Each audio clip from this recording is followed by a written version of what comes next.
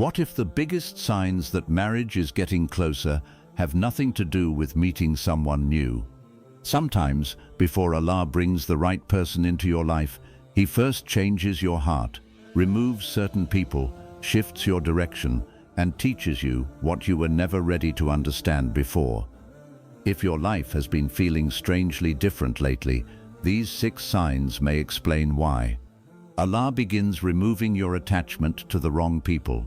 Sometimes, before Allah brings the right person into your life, He first teaches your heart how to release the wrong one.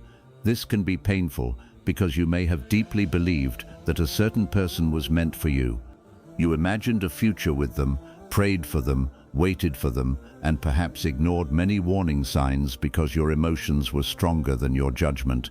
Then suddenly, things begin to change. The conversations become colder, the connection becomes distant, or you slowly realize that you are the only one trying to keep everything alive. At first, you may think Allah is taking something precious away from you, but sometimes He is actually protecting you from building your future around someone who was never capable of giving you the peace, respect, and commitment you deserve. Allah may allow your attachment to weaken so that your heart can finally see clearly. You stop chasing, stop begging for attention, and stop making excuses for behavior that repeatedly hurts you. This does not mean every separation guarantees that marriage is coming soon, but it can be part of your emotional and spiritual growth. Sometimes Allah empties your hands because you have been holding on to something so tightly that you were no longer ready to receive anything better. 2. Your dua for marriage becomes more mature. As your heart grows closer to Allah, the way you make dua for marriage often begins to change. In the beginning, you may pray intensely for one specific person because your emotions convince you that they are the only person who could make you happy. You may ask Allah to bring them back, change their heart, or make the relationship work exactly the way you imagined. But with time, experience, and deeper trust in Allah, your dua becomes wiser. Instead of saying, "Ya Allah, give me this person," you begin saying, "Ya Allah, give me the person who is truly good for my deen, my peace, my character, and my future." This is a powerful change because you are no longer trying to control the answer. You are trusting Allah to choose what you cannot yet see. You begin asking for a spouse who respects you, communicates with honesty, brings stability into your life, and helps you grow closer to Allah. You also start asking Allah to remove anyone who looks good to your heart but would eventually become harmful to your life. This maturity means you are learning that marriage is not only about strong feelings or attraction, it is about building a peaceful life with someone whose character can carry the responsibilities of love, loyalty, patience, and faith. Sometimes the greatest change before a new chapter begins is that you stop asking Allah to fulfill your exact plan and start trusting Him to give you something better than what you knew to ask for. 3. You become comfortable being alone. One of the deepest changes that can happen before marriage is that you stop treating loneliness like an emergency. There may have been a time when being alone made you feel forgotten, unwanted, or left behind. You watched other people find love and wondered when your turn would come. Because of that fear, you may have held on to people who gave you very little simply because losing them felt worse than being unhappy with them. But as Allah strengthens your heart, something begins to shift. You learn how to enjoy your own company, protect your peace, and build a meaningful life without needing constant attention from another person. You still desire marriage, but you no longer believe another human being must arrive before your life can begin. This changes the way you choose people. Instead of asking, "Will they stay with me?" you start asking, "Will this person respect my values, protect my peace, and help me become better?" You become less impressed by temporary attention and more interested in genuine character. Being comfortable alone does not mean becoming cold or giving up on love. It means you are no longer willing to accept the wrong person simply to escape an empty space. Sometimes Allah teaches you how to stand peacefully on your own, so that when the right person enters your life, You choose them from strength rather than fear. 4. Your standards become clearer. Before you meet the person you will marry, one of the most important changes may happen in the way you judge people. In the past, you may have been impressed by attention, sweet words, constant messages, chemistry, or promises about the future. Someone saying the right things could make you believe they had the right intentions. But after disappointment, experience, and spiritual growth, you begin to understand that attraction is not the same as character, and attention is not the same as commitment. You stop asking only, "Do they like me?" and start asking, "Are they actually good for me?" This is where your standards become clearer. You begin noticing how a person behaves when they are angry, disappointed, stressed, or not getting what they want. You pay attention to whether they respect your boundaries, whether their words match their actions, whether they keep promises, and whether they treat people with kindness when there is nothing to gain. You start looking beyond appearances and asking deeper questions about faith, responsibility, emotional maturity, honesty, patience, and the kind of home they are capable of building. Marriage is not built on excitement alone. The person you marry will share your private life, difficult days, family responsibilities, decisions, weaknesses, and perhaps the upbringing of your future children. A person can be charming for a short time, but character is what remains when the excitement becomes ordinary. That is why Allah may allow certain experiences to teach you what you should never ignore again. Maybe you once excused disrespect because you were afraid to lose someone. Maybe you accepted inconsistency because you hoped they would change. Maybe you stayed quiet when something felt wrong because you did not want to seem difficult. But now you understand that protecting your future is not being too demanding. A peaceful marriage needs more than attraction. It needs trust, responsibility, mercy, communication, faith, and mutual respect. As your standards become stronger, some people may suddenly stop looking attractive to you. The things that once impressed you may begin to feel shallow. You may no longer chase someone simply because they are attractive or emotionally intense. Instead, you become drawn to stability, sincerity, humility, and someone whose presence does not constantly leave you confused. This does not mean you expect perfection. Everyone has weaknesses. The difference is that you learn to separate normal human flaws from patterns that can destroy peace. You stop romanticizing red flags. You stop calling disrespect passion, inconsistency busyness, or emotional distance mystery. You begin seeing people as they are, not only as you hope they might become. And this may be one of the ways Allah prepares you before marriage. He teaches your heart to recognize the difference between someone who simply wants your attention and someone who is capable of carrying the responsibility of your trust. Your standards becoming clearer is not about making marriage harder to find. It is about becoming wise enough not to hand your future to someone who is not ready to protect it. Sometimes, before Allah brings a better person into your life, He first gives you better judgment. Character count, approximately 3,300. 5. Allah begins changing your life in unexpected ways. Sometimes, before you meet the person you will marry, your life begins moving in directions you never planned. A routine changes, a door closes, a new opportunity appears. You meet new people, enter a different environment, start a new job, move to another place, reconnect with family, join a course, attend an event, or make a decision that seemed small at the time. You may not understand why any of it is happening, but later you may realize that one change quietly led to another. This is important because many people imagine that the person they will marry must enter their life through the exact route they expect. They create a picture in their mind of how the meeting should happen, when it should happen, and what kind of situation should bring them together. But Allah is not limited by your imagination. The person written for you may enter through a path you never considered.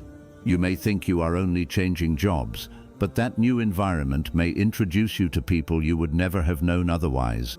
You may think you are simply helping a relative, attending a family gathering, or accepting an invitation you almost rejected, but that moment may become part of a much larger story. You may move somewhere because one chapter of your life ended, without realizing that the ending itself is redirecting you towards something new. This does not mean every unexpected event is a sign that marriage is about to happen. Islam does not teach us to turn every coincidence into a prediction, but it does remind us that Allah can guide our lives through circumstances we could never arrange perfectly ourselves.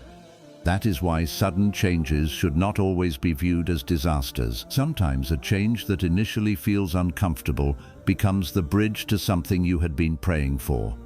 Think about how many important moments in life begin with something that seemed inconvenient. A plan gets cancelled. You take a different route. You speak to someone you normally would not have spoken to. You accept an opportunity after initially saying no. You lose something you thought you needed, and because of that loss, you discover another direction.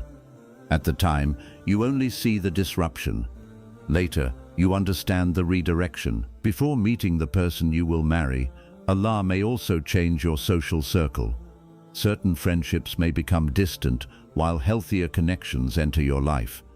You may start spending time around people who think differently, value faith more deeply, or encourage you to become more serious about your future. Through those people, you may be introduced to opportunities, families, communities, or conversations that never existed in your old environment. Your priorities may change too. Perhaps you once cared mostly about excitement, attention, or being noticed. Then suddenly you become more interested in stability, responsibility, faith, and building a peaceful future. Your lifestyle starts reflecting the person you are becoming. You take your work more seriously. You improve your relationship with Allah. You become more careful about who you allow close to you. You begin thinking beyond temporary emotions. Sometimes the external changes happen because internal changes have already begun. You may also notice that some plans repeatedly fail, even though you wanted them badly. A relationship never develops. A proposal does not move forward. A person disappears from your life. An opportunity you were certain would work suddenly closes. At first, this can make you question everything. You may wonder why Allah is allowing so many things to change when all you wanted was stability, but not every closed door is a loss. Imagine insisting on staying in one room while Allah is opening another door that leads somewhere better. If you refuse to move because you are attached to what is familiar, you may never discover what was waiting beyond it. Sometimes growth requires movement, and movement often feels uncomfortable before it begins to make sense. There may even be seasons where your life becomes quieter. You are no longer talking to the same people. You stop attending certain places. You become more private. You spend more time reflecting on your future. This quiet period can feel like nothing is happening, but it may actually be one of the most important stages of preparation. Allah may be teaching you to recognize what really matters before someone new enters your life. When your environment changes, your decisions change. When your decisions change, the people you meet can change. And when the people around you change, entirely new possibilities become available. That is why you should not panic every time life refuses to follow your original plan. Make dua, seek guidance, choose what is halal, use wisdom, and continue moving forward. You do not need to force meaning into every event, but you also do not need to assume that every unexpected change has ruined your future. Sometimes the future is being rebuilt through the very things you thought were breaking your plans. Maybe Allah removes a job because another opportunity will place you in a healthier environment. Maybe a friendship ends because your values are changing. Maybe a relationship fails because staying connected to that person would have kept your heart unavailable. Maybe a move you resisted becomes the place where your next chapter begins. You cannot know these things in advance, and that is exactly why trust matters. The unseen belongs to Allah. Your responsibility is not to predict when your future spouse will appear. Your responsibility is to remain sincere, make good choices, protect your faith, and walk through the doors that Allah allows to open without becoming obsessed with controlling the entire story. There is also something beautiful about meeting someone after your life has changed. You may realize that the older version of you would not even have recognized the value of that person. Perhaps you needed certain experiences first. Perhaps you needed stronger boundaries.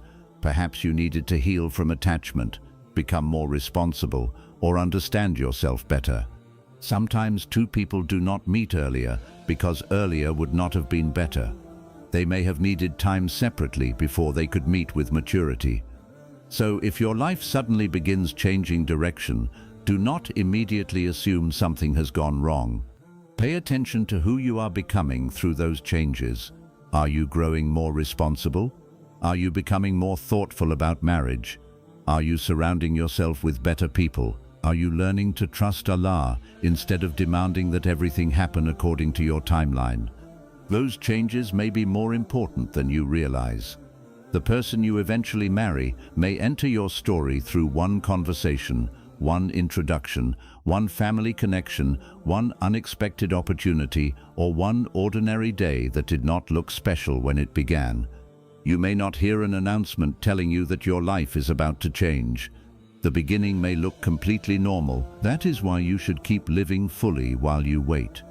Do not put your life on hold searching for signs everywhere. Keep improving yourself. Keep making sincere dua. Keep building your future. Keep choosing environments that strengthen your faith and character. Keep saying yes to healthy opportunities and no to situations that compromise your values. And remember this, Allah does not need your life to remain exactly the same in order to bring something good into it. Sometimes He changes the road because the destination requires a different route. You may be asking Allah, when will I meet the person I will marry? But perhaps the question you should also ask is, Ya Allah, where are you leading me, and who are you helping me become before that meeting happens? Because sometimes the first sign of a new chapter is not the arrival of a person, it is the unexpected transformation of the life they will eventually enter. 6. Your heart becomes more trusting of Allah's timing. The final and perhaps most powerful change before marriage is not always something happening around you. Sometimes it is something happening inside you. You begin to trust Allah's timing in a way you could not before. There may have been a season when waiting felt unbearable. Every wedding announcement made you question your own life. Every happy couple reminded you of what you did not yet have. You wondered why other people seemed to find love so easily, while your own dua appeared unanswered.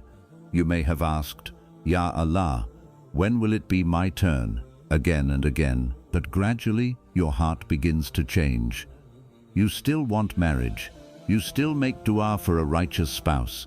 You still hope that one day you will meet the person with whom you can build a peaceful home. But the desire no longer controls your entire emotional state. You stop waking up every day feeling as though your life is incomplete simply because marriage has not happened yet. You begin understanding that a delay is not necessarily a rejection, and that Allah's wisdom is not measured by how quickly you receive what you ask for. This kind of trust is powerful because you finally understand something important. Meeting the right person at the wrong time can still lead to pain. You may think, if this person is good for me, why can't Allah bring them now? But there may be things you cannot see. Perhaps you are still learning how to communicate without fear. Perhaps you need stronger boundaries. Perhaps you are still healing from an attachment that would interfere with a healthy marriage. Perhaps the person you will eventually marry is also going through experiences that are shaping their character, faith, responsibility, and maturity. Allah sees the complete picture, while you only see the part directly in front of you. That realization changes the way you wait. Instead of thinking, nothing is happening, you begin thinking, I do not know what Allah is arranging. There is a huge difference between those two mindsets. The first creates anxiety, the second creates trust. When you believe nothing is happening, you become desperate to force something to happen. You may accept attention from someone who is not serious. You may overlook red flags because you are afraid another opportunity will never come. You may convince yourself that a person is right simply because you are tired of waiting. You may become emotionally attached before understanding their character, intentions, or compatibility. But when you trust Allah's timing, desperation begins losing its power over you. You can meet someone and still think clearly. You can like someone without immediately building an imaginary future around them. You can walk away when something is unhealthy because you no longer believe that losing one person means losing your only chance at marriage. This is one of the greatest freedoms trust can give you. You begin realizing that what Allah has written for your life does not require you to abandon your dignity in order to reach it. You do not need to chase someone endlessly. You do not need to beg someone to recognize your worth. You do not need to remain in uncertainty for years while someone decides whether they want you. You can make dua, take appropriate steps, involve the right people, seek guidance, and then accept that the outcome belongs to Allah. Trust does not mean becoming passive. It does not mean sitting in your room and expecting a spouse to suddenly appear without any effort. Islam encourages us to take responsible means while relying upon Allah. You can communicate your intention for marriage appropriately, allow trusted family or community members to help, improve yourself, meet people through halal avenues, and make thoughtful decisions. The difference is that you stop believing everything depends entirely on your ability to control the result. You take the step, but Allah determines where the road leads. This also changes your dua. Earlier, your dua might have been filled with urgency. Ya Allah, please let it happen now. Later, it may become deeper. Ya Allah, let it happen when it is truly good for me. Protect me from rushing towards something that looks beautiful but would harm my peace. And when the right opportunity comes, give me the wisdom to recognize it. That is a different kind of prayer. It comes from someone who has learned that receiving something quickly is not always the same as receiving something well. Think about how many people begged for relationships that later became the source of their greatest pain. At the time, they could not imagine why Allah might be preventing that relationship from moving forward. They interpreted every obstacle as something that needed to be defeated. Only later did they realize that some obstacles were protecting them. This is why patience in marriage matters so deeply. You are not simply waiting for another person. You are waiting for a decision that could shape decades of your life. The person you marry may influence your emotional health, your home, your faith, your children, your finances, your family relationships, and your daily peace. Something with that much influence deserves more than desperate decision-making. Sometimes waiting is where wisdom develops. During that season, you may learn how to recognize manipulation. You may learn how to communicate more honestly. You may learn what genuine respect looks like. You may become financially responsible. You may strengthen your relationship with Allah. You may learn to forgive without allowing people to repeatedly harm you. You may discover the difference between being loved and simply being desired. All of those lessons can change what kind of spouse you choose and what kind of spouse you become. So when marriage has not happened yet, do not automatically interpret the waiting as wasted time. Ask yourself what the waiting is teaching you. Maybe you once believed marriage would solve your loneliness, but now you know peace must begin within your own relationship with Allah and yourself. Maybe you once wanted someone mainly because they made you feel wanted, but now you understand that attention without character is dangerous. Maybe you once thought intense emotions were enough to build a future, but now you know that marriage requires patience, honesty, responsibility, mercy, and consistency. The waiting may be changing your definition of love, and that may protect you later. Another sign of deeper trust is that you stop comparing your timeline with everyone else's. This can be difficult. You see someone younger than you getting married. Another friend announces an engagement. Someone you thought would marry much later suddenly finds their partner. Your mind begins whispering, "Everyone is moving forward, except me." But somebody else's marriage is not evidence that Allah has forgotten you. Life is not a queue where whoever waits longest automatically receives the next blessing. Everyone has a different test, a different timeline, and a different story. Some people marry early and face difficult years afterward. Some marry later and find extraordinary peace. Some meet the right person unexpectedly after years of waiting. You cannot judge Allah's plan for you by looking at another person's highlight. When trust grows, you can celebrate other people's blessings without using them as evidence against your own life. You can say, Alhamdulillah for them, and I trust Allah with me. That sentence carries strength. It means you no longer need another person's timeline to validate your own. You also stop obsessing over every person you meet. Not every new conversation is your future spouse. Not every coincidence is a divine sign of marriage. Not every person who gives you attention has been written to stay. When you become calmer with Allah's timing, you do not need to force meaning into every interaction. You observe, you pray, you use wisdom, you allow character to reveal itself over time. This protects your heart from becoming attached to possibilities that never became realities. And strangely, this calmness may make you more prepared for genuine marriage than all the anxious searching ever did. Because healthy marriage requires patience long after the wedding day. There will be misunderstandings, responsibilities, stress, financial decisions, family challenges, days when emotions are not exciting, moments when both people must choose mercy over ego. If you cannot trust Allah while waiting for marriage, you may struggle to trust Him during the challenges within marriage as well. Perhaps the waiting is teaching you a quality you will need for the relationship itself. Sabr is not only something you practice until the blessing arrives, it is something you carry into the blessing. The person you marry will not be perfect, neither will you. There will be days when you need to remember that Allah can bring goodness through difficult moments, just as you remembered during the years before you met. This is why spiritual preparation can matter as much as emotional preparation.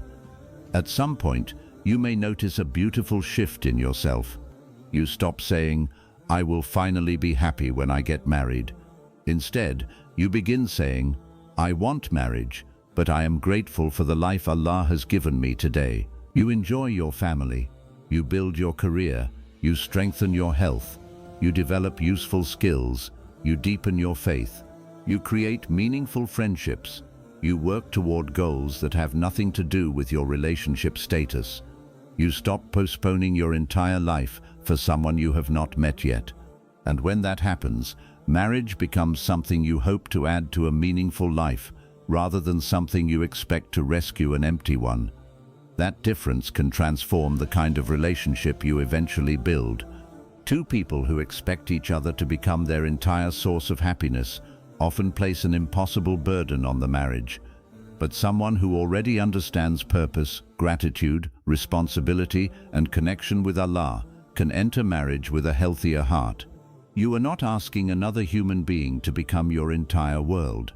You are asking them to walk beside you through the world Allah has given you. That is a much stronger foundation. So if you are still waiting, do not think your story has stopped. Perhaps this chapter has a purpose of its own. Keep making dua.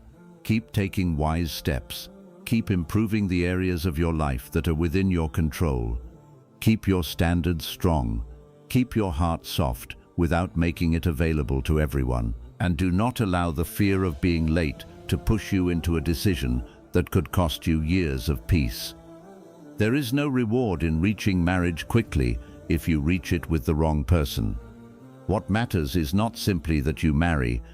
What matters is that, by Allah's permission, you build something rooted in faith, respect, responsibility, mercy, and peace. And when your heart begins understanding that, waiting changes. You no longer see Allah's timing as something fighting against you. You begin seeing it as something you can trust. You may still have days when you feel lonely. You may still wonder when your dua will be answered. Trust does not mean never feeling sadness. It means that underneath the sadness, there is still a deeper belief saying, Allah knows what I cannot see. Hold on to that belief.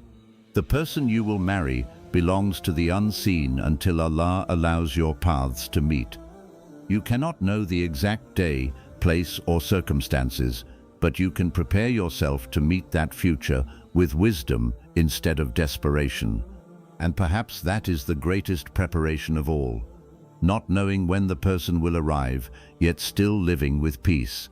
Not knowing how the story will unfold, yet continuing to make dua. Not knowing what Allah has written, yet trusting that His knowledge is greater than your fear.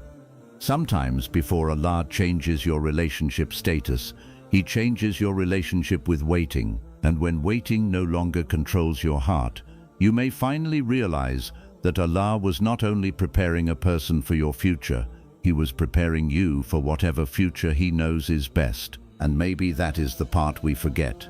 Before Allah changes who is beside you, He may first change who you are becoming. The waiting, the closed doors, the people who left, the duas that became deeper, and the peace you slowly learned to protect may all be shaping you for a future you cannot yet see. So do not rush the chapter Allah is still writing. Do not chase what keeps confusing your heart. Do not lower your standards because you are afraid of waiting. Keep making dua, keep choosing what is halal, keep improving your character, and keep trusting that Allah sees the road far beyond what you can see today. The person you will marry is part of the unseen until Allah allows that meeting to happen. And when it does, you may finally understand why some doors had to close, why some people had to leave, and why your heart had to grow first. Sometimes the greatest preparation for meeting the right person is becoming someone who no longer needs the wrong one to stay. Trust Allah with the timing. Trust Him with the person, and most of all, trust Him with the story you cannot yet see.